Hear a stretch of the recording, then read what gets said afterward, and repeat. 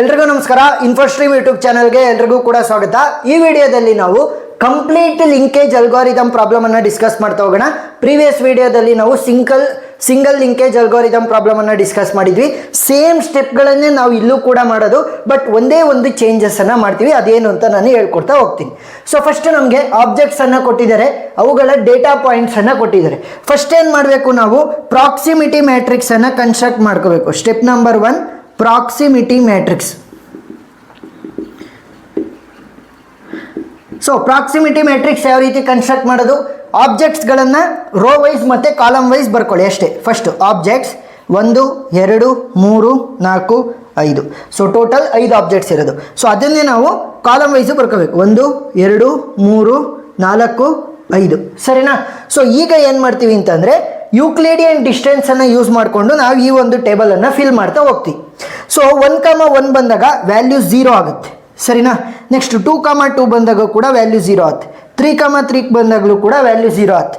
4th object ಮತ್ತು 4th object ಬಂದಾಗಲೂ value 0 ಆಗುತ್ತೆ. 5th ಆಬ್ಜೆಕ್ಟ್ ಮತ್ತು 5th ಆಬ್ಜೆಕ್ಟ್ ಬಂದಾಗಲೂ ಕೂಡ 0 ಆಗುತ್ತೆ. ಸರಿನಾ? ಸೊ ಅದಕ್ಕೋಸ್ಕರ ನಾವು 0 ಅಂತನಾದ್ರೂ ರೆಪ್ರೆಸೆಂಟ್ ಮಾಡ್ಬೋದು, ಇಲ್ಲ ಅಂತಂದರೆ ಈ ಒಂದು ಡ್ಯಾಶ್ ಅನ್ನು ಯೂಸ್ ಮಾಡಿಕೊಂಡು ರೆಪ್ರೆಸೆಂಟ್ ಮಾಡ್ಬೋದು.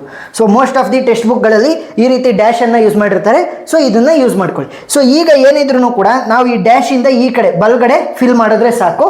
ಸೊ ಅದೇ ವ್ಯಾಲ್ಯೂಸ್ ಇಲ್ಲಿ ಬರೋದು, ಬಟ್ ಇಲ್ಲಿ ಬರೆಯುವಂಥ ಅವಶ್ಯಕತೆ ಏನಿಲ್ಲ. ಜಸ್ಟ್ ಇಲ್ಲಿ ಫಿಲ್ ಮಾಡಿದ್ರೆ ಸಾಕು, ನಮಗೆ ಪ್ರಾಬ್ಲಮ್ಮು ಸಾಲ್ವ್ ಆಗ್ತಾ ಹೋಗುತ್ತೆ. ಫಸ್ಟ್ ನಾನೇನು ಫೈಂಡ್ ಔಟ್ ಮಾಡಬೇಕು, ಮೊದಲನೇ ಆಬ್ಜೆಕ್ಟು. ಸೊ ಈ ಒಂದು ರೋ ಅನ್ನು ಇಟ್ಕೊಂಡು ಫಿಲ್ ಮಾಡ್ತಾ ಹೋಗೋಣ. ಸೊ ಮೊದಲನೇ ಆಬ್ಜೆಕ್ಟ್ ಮತ್ತು ಎರಡನೇ ಆಬ್ಜೆಕ್ಟಿಗೆ ಇರುವಂಥ ಯೂಕ್ಲಿಡಿಯನ್ ಡಿಸ್ಟೆನ್ಸ್, ಮೊದಲನೇ ಆಬ್ಜೆಕ್ಟ್ ಮತ್ತು ಮೂರನೇ ಆಬ್ಜೆಕ್ಟಿಗೆ ಇರುವಂಥ ಯೂಕ್ಲಿಡಿಯನ್ ಡಿಸ್ಟೆನ್ಸ್, ಅದೇ ರೀತಿ 1 to 4 ಮತ್ತು 1 to 5. ಸೊ ಫಸ್ಟ್ ಯೂಕ್ಲಿಡಿಯನ್ ಡಿಸ್ಟೆನ್ಸನ್ನು ನಾವು ಯಾವ ರೀತಿ ಕಂಡುಹಿಡಿತೀವಿ, root of x2 minus x1 whole square plus y2 minus y1 whole square.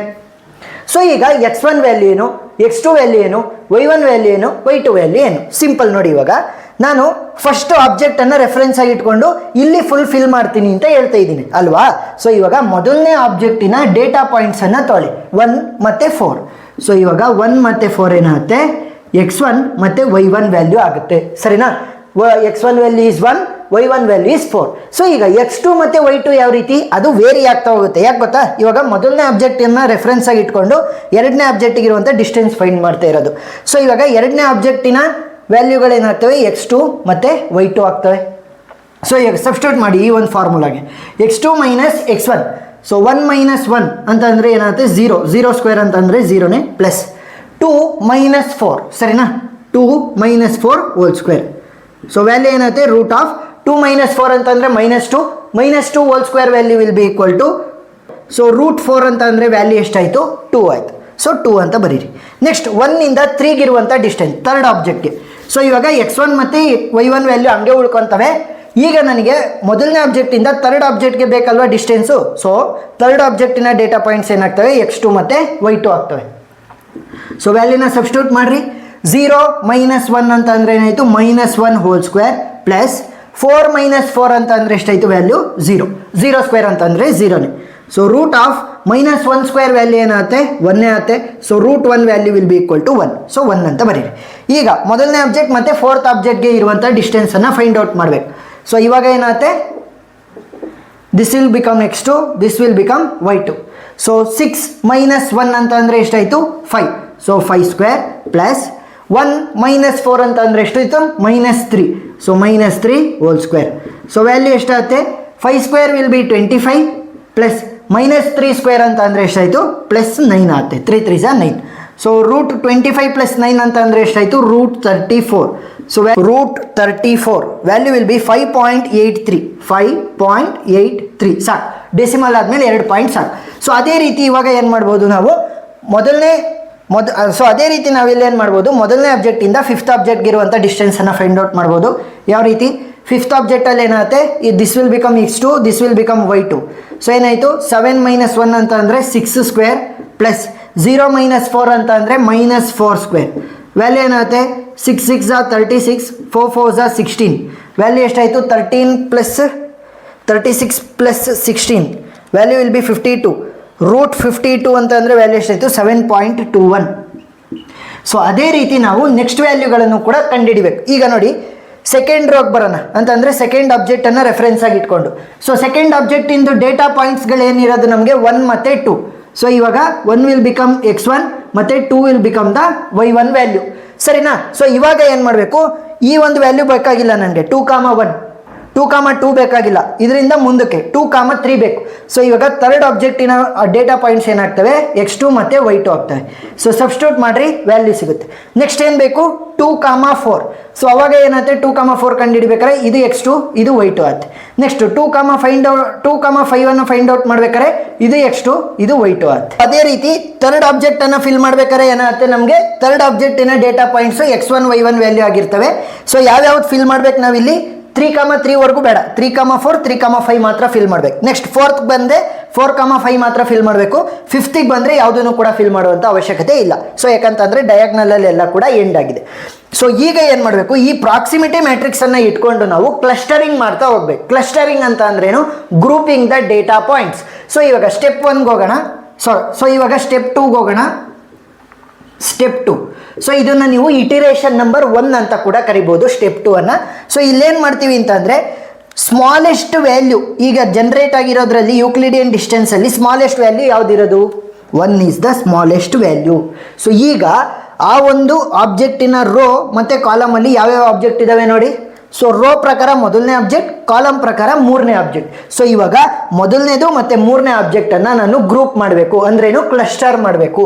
So 1,3 ಒಂದು ಗ್ರೂಪ್ ಆಯಿತು. ಇನ್ನು ಉಳಿದಿರುವಂಥ ಯಾವ್ಯಾವ ಉಳ್ಕೊಂಡು, 2 ಉಳ್ಕೊಂತು, 4 ಉಳ್ಕೊಂತು, 5 ಉಳ್ಕೊಂಡು.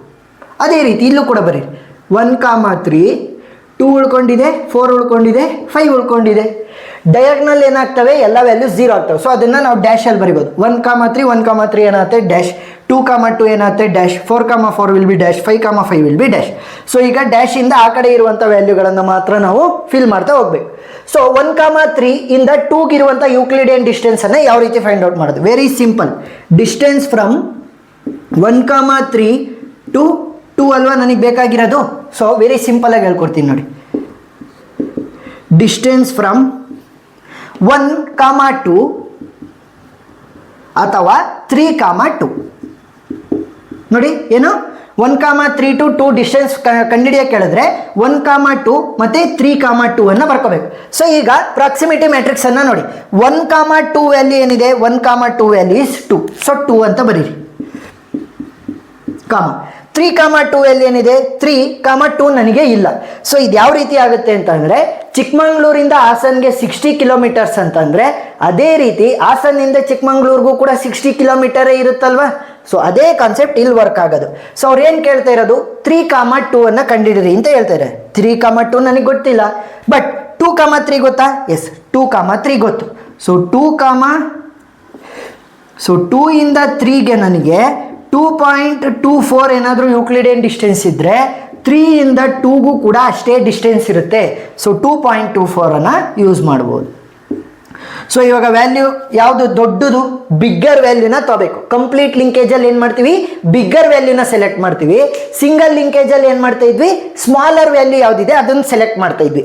ಸೊ ಈಗ 2 ಇದೆ, 2.24, ಇವೆರಡರಲ್ಲಿ ದೊಡ್ಡ ವ್ಯಾಲ್ಯೂ ಯಾವುದು, 2.24. ಸೊ ಅದನ್ನು ಸೆಲೆಕ್ಟ್ ಮಾಡ್ಕೋಬೇಕು, 2.24.